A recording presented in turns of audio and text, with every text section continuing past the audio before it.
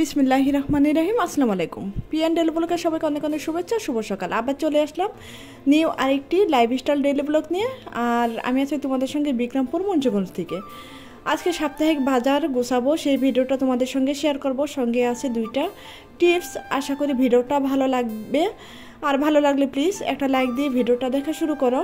আর অনেকে আসো, প্রথমেই বলে দিলাম, না হয় দেখা যায় ভিডিও দেখে অনেকেই ভুলে যাও একটা লাইক দিতে। তোমাদের একটা মূল্যবান লাইক আমার অনেক অনেক উপকারে আসবে, তাই বললাম একটা লাইক দিয়ে দাও। আর এই যে দেখো সবজিগুলো বের করে নিলাম। আর এক কেজি 800 গ্রামের একটা ইলিশটা তোমাদের সঙ্গে আর কি সব মাছই শেয়ার করব, কি কি মাছ আনছে। ইলিশ মাছটা সবার আগে বের করলাম। তারপরে এই যে দেখো ছোটো কিছু মাছ আমি সবই দেখাবো। এখানেও যে কিছু সবজি আনছে, এটা হলো কারকল আর শিং মাছ। সব মাছে আমি সামনে থেকে আবার দেখাবো, একটু বের করে নিই ব্যাগে থেকে। চলো এবার দেখাই কি কি মাছ আনলো সামনে থেকে। এই যে দেখো নিয়ে আসছি, এই যে নদীতে এখন প্রচুর পরিমাণে এই যে ছোটো ছোটো ট্যাংরার বাচ্চা, এটা বজুরি মাছ বলে অনেকে, সেটা এই মাছটা খেতে খুবই ভালো লাগে, খুবই টেস্ট। এটা নিয়ে আসছে। এই মাছগুলো কাটতে অনেক কষ্ট, কিন্তু খেতে খুবই টেস্ট। আর নিয়ে আসছে কিছু এই শিং মাছ, এটা কিন্তু চাষের শিং না, একদম বিলের টাটকা শিং। আর এই শিংগুলো নিয়ে আসছে।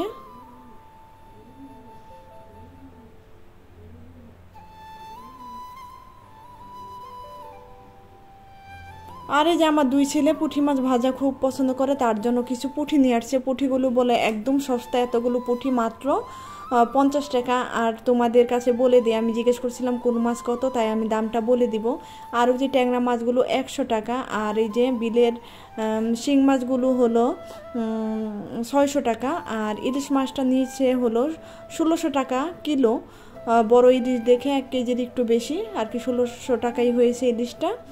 আর মাছগুলো এখন কেটে কুটে নেই। আর নিয়ে আসছে কিন্তু দেশি শসা, দেশি হাইব্রিডের পটলও আছে, আবার দেশি পটলও আছে। দেশি পটল নিয়ে আসছে, দেশিটা একটু ভালো, বেশি খেতেও ভালো, দামও বেশি।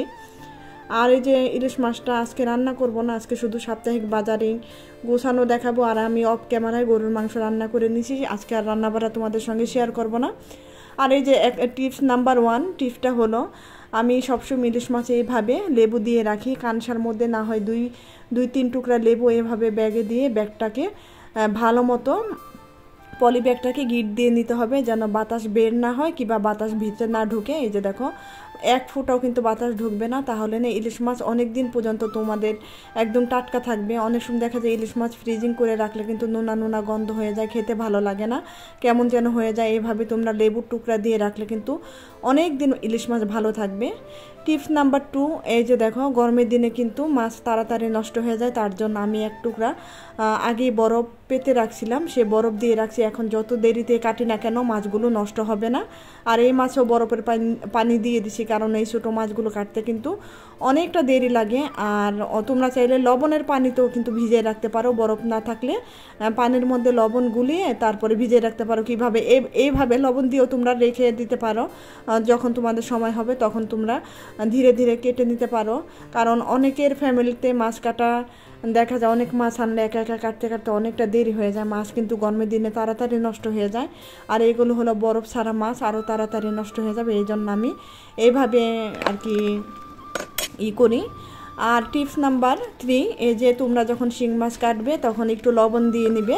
লবণ দিয়ে এইভাবে শিং মাছগুলো যদি একটু মেরে নাও, তাহলে কিন্তু তোমাদের হাতে আর শিং মাছের কাঁটা দিবে না, কারণ শিং মাছের কাঁটার মধ্যে কিন্তু বিষ আছে। এই বিষ কিন্তু একবার শরীরে ছড়িয়ে গেলে অনেক কষ্ট, অনেক ব্যথা, অনেক যন্ত্রণা।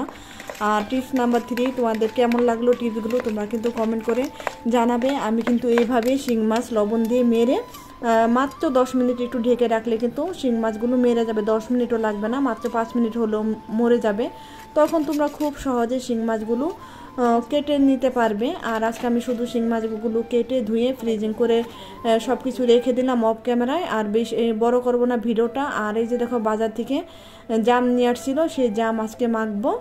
আর এই যে দেখো জাম মাখার জন্য একটা মরিচ পুড়ে নিলাম, দিয়ে দিলাম বিট লবণ, দিয়ে দিলাম এমনি লবণ। তারপর জামগুলো 2-3 বার ধুয়ে নিছি, তারপর পানির মধ্যে আবার একটু ভিজিয়ে রাখছি, পোকামাকড় যেন চলে যায়, একটু লবণ পানি দিয়ে ভিজিয়ে রাখছি। অনেক সময় দেখা যায় জামের ভিতরেও কিন্তু পোকা থাকে, দেখা যায় না, এই জন্য 5 মিনিট আগে আমি জামটা আর যে কোনো সবজি তোমরা যদি এভাবে লবণ পানিতে ভিজায় রাখো তাহলে কিন্তু পোকামাকড় চলে যাবে।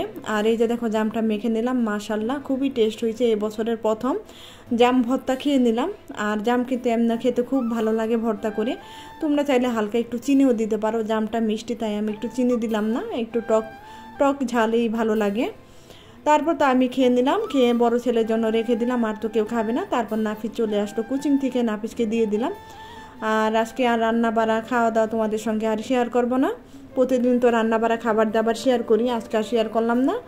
আশা করি ভিডিওটা ভালো লাগছে। ভিডিওর শেষ পর্যন্ত যারা আছো তোমাদের মূল্যবান সময়টা 6 মিনিট 22 সেকেন্ড আমাকে দিয়েছো, তোমাদের কাছে তার জন্য তোমাদের অসংখ্য অসংখ্য ধন্যবাদ। আমার তরফ থেকে অনেক অনেক দোয়া ও ভালোবাসা তোমাদের। আর এই যে জাম মাখার এই যে রসটা কিন্তু খুব ভালো লাগে, আমারও খুব পছন্দ, নাফিজেরও খুব পছন্দ, আমার কাছে খুব ভালো লাগে। নাফিজ এখানে দাঁড়িয়ে খেয়ে নিতেছে আর আঠিগুলো ফেলছে, একটু পরে আঠিগুলো তুলে নিব। আর এই যে বিড়ালটা ভাবছে যে অন্য কিছু খাচ্ছে, ও খুব মেয়েও করতেছে, আসলে কিন্তু জাম মাখা খাচ্ছে, বিড়ালটা ভাবছে অন্য কিছু খাচ্ছে। তো আজকের মতো ভিডিওটা এখানে শেষ করব, ভিডিওটা আর বেশি বড় করব না। আশা করি তোমাদের কাছে ভালো লাগবে। কালকে বড় একটা ভিডিও নিয়ে চলে আসবো। সবাই ভালো থাকবে, সুস্থ থাকবে। আল্লাহ হাফেজ, আসসালামু আলাইকুম।